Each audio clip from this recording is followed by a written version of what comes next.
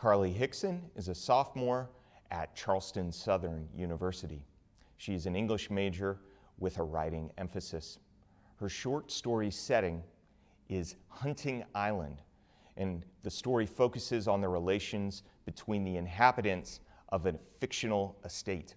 She hopes that her work conveys a sense of hope as her characters struggle to deal with familial expectations and the burdensome reality of the antebellum period, while finding comfort with each other.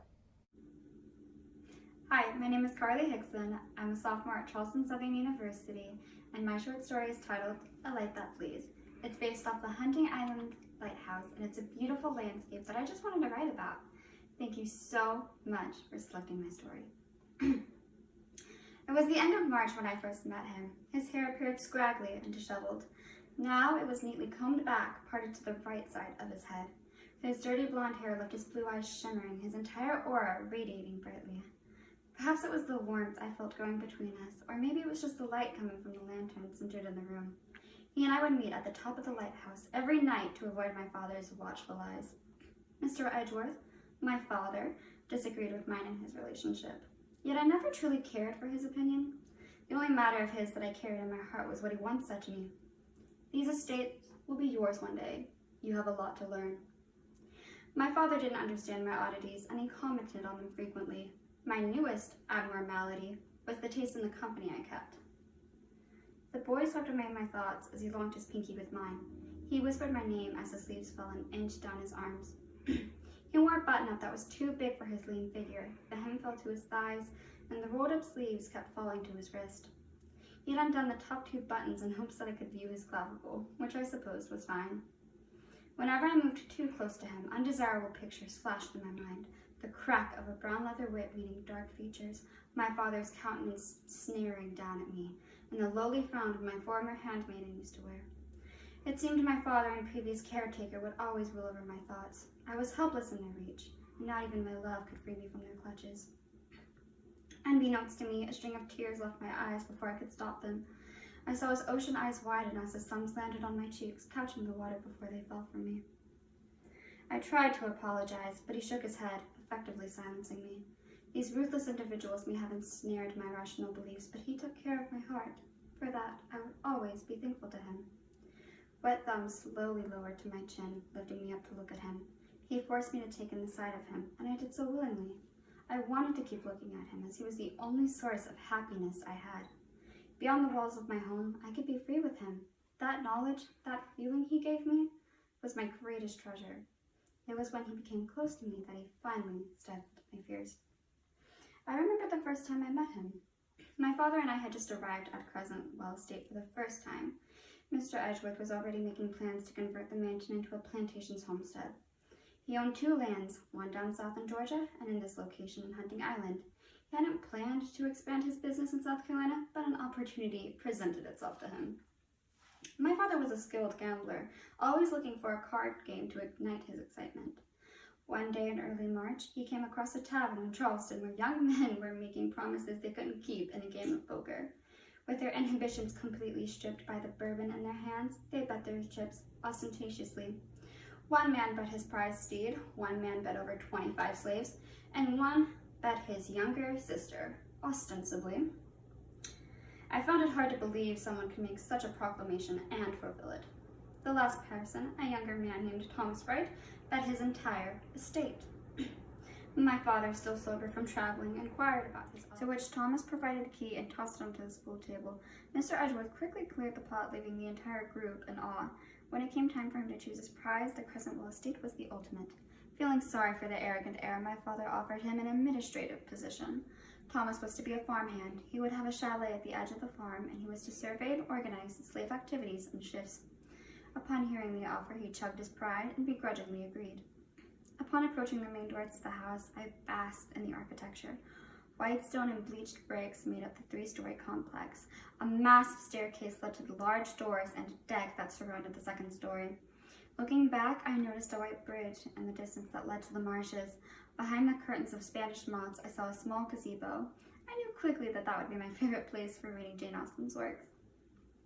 Flowers and bushes stretched against the land, almost like a labyrinth of spring. This place was well loved, and I planned to continue caring for it. When the doors opened, we were met by Thomas himself. Dark circles fell into the bags under his eyes, and his tie was thrown loosely around his neck, and it appeared as though he had emerged from a pigsty. He glared at my father, who brushed past him without hesitation. When our eyes met, his gaze softened for a moment. In a sloppy gesture, he extended his hand to meet mine, shaking it. He looked unappealed by my lace gloves. "Thomas Wright," he introduced himself brusquely. "I presume that you are Miss Edgeworth?" He dropped my hand without warning, and it fell limp against me. A part of me was apprehensive of his mannerisms, but it soon crossed my mind that this was the man who was bested by my father. Of course, he'd be furious at my father and, at the very least, miffed at his associates. As I stood at the door and recounted my father's story of the game, I couldn't help but release a quiet laugh. "Ah, so you're the nitty-naughty ninny-hammer who lost his estate," I teased, unable to contain my growing amusement. Thomas didn't look as thrilled. "What did you call me?" He asked, eyes wide, with his elbows extended to the top of his forehead. His expression was even more comical. I brushed off his question and changed the subject quickly. I wanted to be sensitive, as I was sure the young man did not want to relive his humiliation further. I inquired about his family. They must have been displeased to hear about their son's failed venture. "They've passed," he murmured. I almost didn't hear him.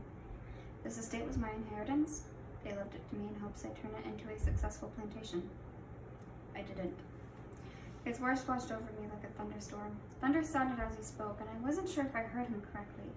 Lightning flashed in the sky as the weight of his words struck me.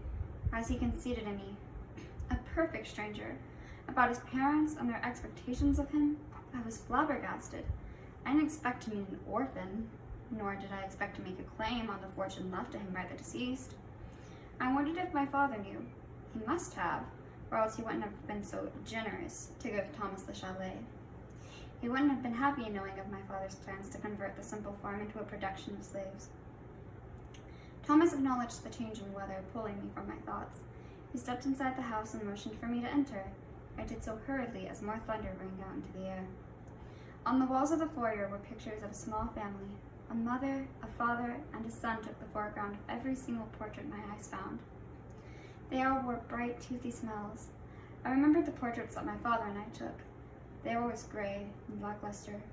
It was evident to our guests that compassion was missing from our home. I wouldn't be surprised if Thomas saw it too, regardless of the fact that we had just made his acquaintance. I didn't expect my relationship with the boy to change after moving, but I was unaware of how much influence he would hold over me. As days passed, I began to feel more comfortable in my new home. Things weren't so different from how they were in Georgia. The only notable difference was the lighthouse I often journeyed to. I understood that it was recently constructed, and therefore my father considered it a dangerous beacon for the slaves. It was ridiculous, as he believed it would inspire them to revolt. He addressed it as a fleeing light and accosted the slaves who dared to even look at it. The roof of the large structure and the light that shined from it towered over the magnolia trees lighting the edges of Pleasantville. It was hard not to look towards it, but the slaves learned to avoid doing so quickly. I felt sorry for them. I could flee to the lighthouse whenever I wanted. I would always give some half-hearted excuse to my father, informing him that I was going to read or feed the ducks and make my escape to the building.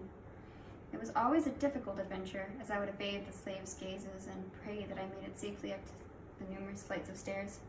Once I reached the top, I would always press my fingers against the glass frame and dream. I dreamed of changing many aspects of my life. I dreamed of taking over my father's business. I wanted to relinquish the slaves of their duties, pay them stately wages, and offer them habitable conditions, much unlike the small one-room houses many of them were confined to. The lighthouse and the strength it exuded reminded me of Anna May. She was my caretaker after my mother passed. I always set aside a place for my mother in my heart, although Anna May took precedence. It was like comparing a small puddle to the entire ocean. Anna May and I were close, and she was the reason I grew to respect and cherish the hard workers my father's considered servants. She was old when I was only a child, but she always told me not to be afraid. Her favorite metaphor for me was, ironically, a lighthouse. I understood that was a bit on the nose, given my current circumstances, but I always was elated by her praise. Now that I lived near one, I went every night to watch the yellow glow drift over the ocean, the hills, and the trees. It was my safe haven from Mr. Edgeworth's watchful eyes and the rising tensions of the south. It was where I planned for my future when I'd become an advocate for freedom. It was where I tried to reinvent myself every single night. One night, I was reading Persuasions, the last book written by Austen before her passing. Seeing how both protagonists met again after several years of separation and rekindled their love left me hoping for a similar outcome. I often wondered what would happen if Thomas and I met before he and my father did. The young sir was admittedly dapper, though his exterior suffered from the labors of his work. I sometimes watched him in the field, sweat-covered limbs, helping the slaves complete their task. He would laugh with them and share strings of curses with them, all dependent on the jobs Mr. Edgeworth forced on them. If I tried to help, the old coot would undoubtedly call upon a whipping boy, reinforcing the mentality that a lady shouldn't concern herself with manual labor. I was only good for finding a man, becoming pregnant, and securing an heir for my child's legacy. To do so, I'd be forced to wear bows, corsets, and other garments that constricted my breathing. These unpleasant memories were interrupted by the sound of coarse metal shifting over the steel floor. I hid across the room as the door opened, and I hoped my father hadn't just stepped in. I was astonished to find a shorter, lean figure standing over me. "It's only me," he said softly. "Only you?" I asked. I needed reassurance that my anxieties were wrong. "Yes." Edgeworth didn't see me. I stood to meet the boy in front of me, his hair combed neatly to the right. He was wearing a large button-up that didn't quite fit him. He kept fiddling with the sleeves, obviously perplexed by their physics. They kept falling down his arms, and he would keep rolling them back up. His attempts at fixing his attire ceased when he looked back at me, as I scanned my dress, taken back by the obvious buoyancy of my petticoat. In his eyes, I could tell he was disheartened. My father forced many things upon all those around him. There was no doubt that he affiliated the dress with the idea that I was a too attractive suitor. The blue cotton fabric contrasted against his white shirt and dirt-covered trousers. Still, his appearance didn't bother me, and at this point, Mr. Edgeworth's opinions were no concern of mine. I requested that he look at me, not my dress, and he complied. His ocean eyes, my favorite eyes, met my own. Through some unfound strength, I implored that he did not lose courage in our relationship. My father was elderly, and I expected his health to falter soon. As he grew older, he became more accepting of my quirks, of my relationship with Thomas, and my ideas of a new life. I had faith, albeit small, that there was a way to achieve our goals. If a group of men could work hard and build a structure we took refuge in, and the beacon of light we looked towards at night, then Thomas and I could work hard too. He had learned a lot from working with the slaves. He began to hear their stories and learned a few of their names. He understood their culture and found that they were indeed human, despite the popular beliefs of the state. He found responsibility and gained a deeper appreciation for this home left to him. I promised that upon our marriage, he would take it back, and we would grow together. Whether we had to weather hurricanes, a war, or even the disapproval of many people, we could flee from it all, recoup, and return with a cemented faith. Crescentwell and the hunting lighthouse would be our domain, and we would provide a home for those like us. Thomas had fought off my fears without knowing it, and through our firm belief in each other and God, we would present how to build anew in the South. This was the beginning of our reconstruction. Over 100 feet above the sea, we found love and a light that flees.